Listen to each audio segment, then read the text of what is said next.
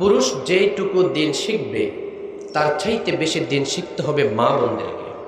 কারণ হলো মা বোনদের কাছে তার সন্তান সবচেয়ে বেশি লালিত পালিত বেশি হয়।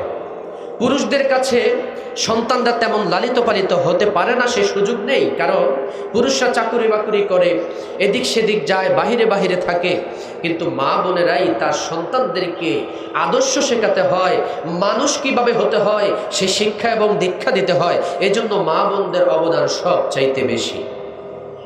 মা বোনদেরকে ইসলামের মধ্যে কতটুকু সম্মান দিয়েছেন আল্লাহ রাব্বুল আলামিন, যদি আজকের মা বোনেরা সেটা জানতো তাহলে ওই মা বোনদের জীবন, তাদের সংসার সব কিছু হতো আল্লাহর জন্য এবং সুন্দর। মা বোনরা তাদের নিজেদের ইজ্জতটা, নিজের সম্মানটা কিন্তু বুঝতে পারে না। কতটা সম্মান আল্লাহ দিয়েছেন মা বোনদেরকে, কিন্তু তারা নিজেদের সম্মানটা নিজেরা বুঝতে পারে না। কিছু নাস্তিক, কিছু মহিলা বের হয়েছে যারা বলে পুরুষের মতো নারীদের অধিকারের প্রয়োজন আছে। এটি হচ্ছে সবচাইতে বড় নোংরা কথা। ইসলামের মধ্যে নারীকে যে সম্মান আল্লাহ রাব্বুল আলামিন দিয়েছেন, এর চাইতে বড় সম্মান পৃথিবীর মধ্যে এমন কোনো ধর্ম নেই যে ধর্ম নারীদেরকে এত বেশি সম্মান দিয়েছে যতটা দিয়েছে ইসলাম। মা বোনরা যদি বুঝে তাদের সম্মান টিকিয়ে রাখতে পারবে। নারীদেরকে কেমন সম্মান আল্লাহ রাব্বুল আলামিন দিয়েছেন।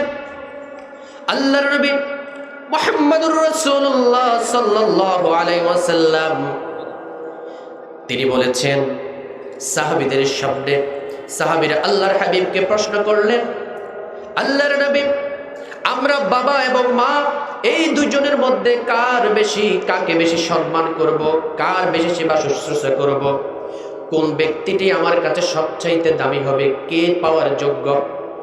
আল্লাহর নবী সাল্লাল্লাহু আলাইহি ওয়াসাল্লাম বাবা মা দুজনের কথাই বলেছেন, দুজনে দামি। কিন্তু এক হাদিসের মধ্যে আল্লাহর হাবিব বললেন তোমার মা, দ্বিতীয়বার কার? রাসূল বললেন তোমার মা, তৃতীয়বার কার? রাসূল বললেন তোমার মা, চতুর্থবার কার? আল্লাহর হাবিব বললেন তোমার বাবা। এরপরে স্টপ। অর্থাৎ আল্লাহর নবী মা বোনদের ইজ্জত এত বেশি দিয়েছেন, মাদের সম্মান এত বেশি দিয়েছেন, মায়েদের খেদমত করার জন্য মানুষদেরকে তাগিদ দিয়েছেন, নির্দেশনা দিয়েছেন। বাবাকে বলেছেন একবার, মাকে বলেছেন 3 বার। শুধু তাই নয়, আল্লাহর হাবিব হাদিসের মধ্যে এটাও বলেছেন, একজন পুরুষের পায়ের নিচে শুধুমাত্র মাটি এবং জুতা ছাড়া আর কিছু নেই।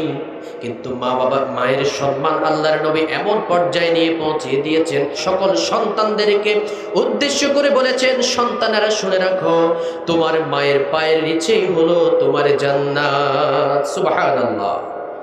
মায়ের পায়ের নিচে হলো জান্নাত, আর বাবাদের পায়ের নিচে জুতা এবং মাটি ছাড়া আর কিছু নাই।